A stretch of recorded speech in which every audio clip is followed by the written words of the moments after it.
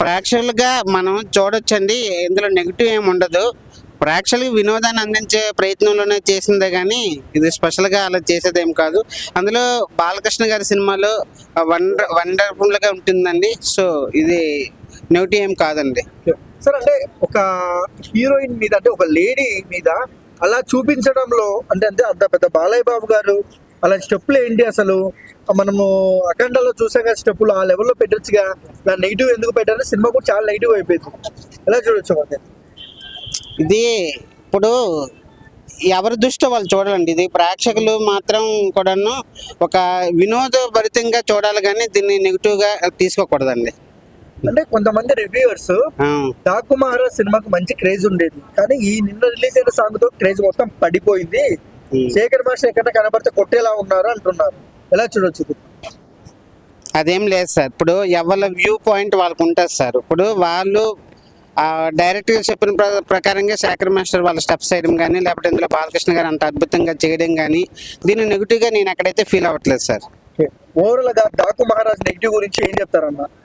ఇది నెగిటివ్ అనేది ఇప్పుడు ఎవరు వాళ్ళు చూసే కళ్ళ బట్టి ఉంటుంది సార్, అక్కడ ఉన్న పరిస్థితి బట్టి ఉంటుంది. కానీ సినిమాకి అది ఉన్న తీసుకున్న టాపిక్ బట్టి ఆధారపడి ఉంటుందండి, ఇక్కడ ఎక్కడ నెగిటివ్ అంటూ లేదు. సో ఒక సాంగ్ మనం జడ్జ్మెంట్ ఇలా కదా, మిగతా సాంగ్స్ సంక్రాంతికి ఫ్యామిలీస్తో కలిపి వెళ్తారు కదా, ఆ సాంగ్ అలా ఉంది కదా, మరి ఫ్యామిలీస్ వెళ్తాయి అంటారా?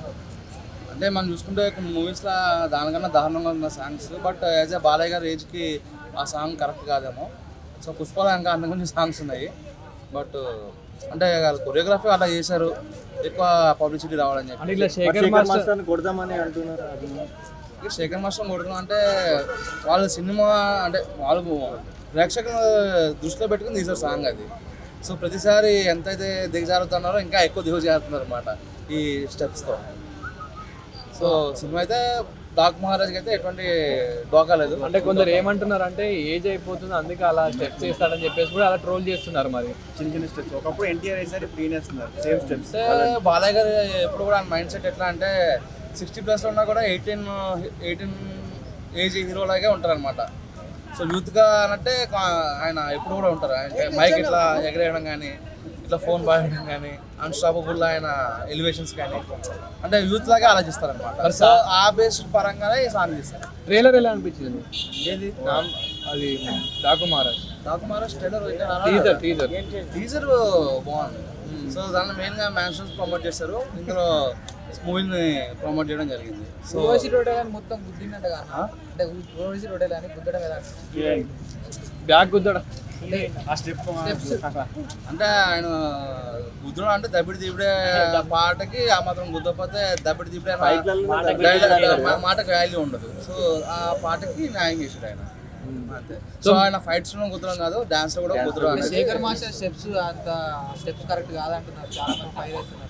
శేఖర్ కమలా గారు శేఖర్ మాస్టర్ గారు ఆ మాత్రం స్టెప్స్ చేయకపోతే ఇక శేఖర్ కమలా గారికి శేఖర్ మాస్టర్ తేడా ఉంది. మరి సంక్రాంతికి 3 మూవీస్ రాబోతున్నాయి కదా, ఏ మూవీ బాగా ఆడుతుంది అనుకుంటున్నారు? Collection wise game changer, mass masala పరంగా అంటే డాకు మహారాజు, ఫ్యామిలీ కంటెంట్ కావాలన్న వారికి సంక్రాంతి 2.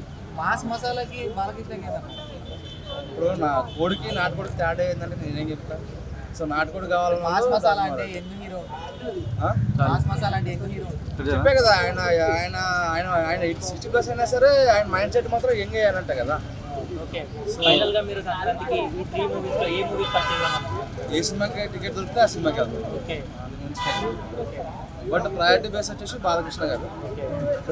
బాలకృష్ణ గారి స్టెప్ ఉంది కదా, ఆ స్టెప్ బాలకృష్ణ గారి కోసం చేయించారా, ఆడియన్స్ కోసం చేయించారా, బాలకృష్ణ గారి ఫ్యాన్స్ కోసం చేయించారా?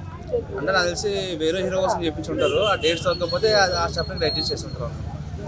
అంటే ఇప్పుడు గేమ్ చేంజర్ మూవీ కలెక్షన్ ఎక్కువ తీసుకొస్తుందని అన్నారు కదా ఇందాక, అంటే పుష్ప 2ది బీట్ చేశారని అనొచ్చా? 2000 రూపాయలు టికెట్ పెడితే పుష్ప 2 ఏంది దాన్ని కూడా బీట్ చేస్తారు. ఓకే, సో రేట్లు హై ఉండొచ్చు అంటారా మరి మన జరిగిన ఇష్యూతో? మొన్న కదా రేవంత్ రెడ్డి గారు అందరినీ కూడా దబ్బిడి దిబ్బడి చేస్తారు కదా, మళ్ళీ ఇప్పుడు ఆ రచ్చ ఉండదు అనుకుంటున్నా. సో అల్లు అర్జున్ దెబ్బ పడుతుంది అంటారా మరి రామ్ చరణ్ మీద?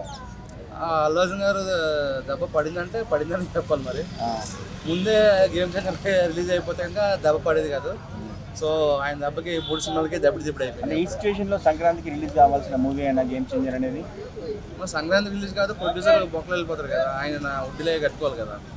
సో సంక్రాంతికి కరెక్ట్ మూవీ ఇదే. సో పుష్పని బీట్ చేస్తుందా ఫైనల్గా? పుష్పని బీట్ చేస్తే కానీ పుష్ప 2 బీట్ చేయదు. పుష్ప 2 బీట్ చేస్తారా? అదే పుష్పని బీట్ చేస్తే పుష్ప 2 బీట్ ఓకే. పుష్ప 2ని బీట్ చేస్తుందా? పుష్ప 2ని బీట్ చేస్తా అంటే బీట్ చేయకపోవచ్చు, ఎందుకంటే దీనికి షెకావత్ సార్లేడు కదా.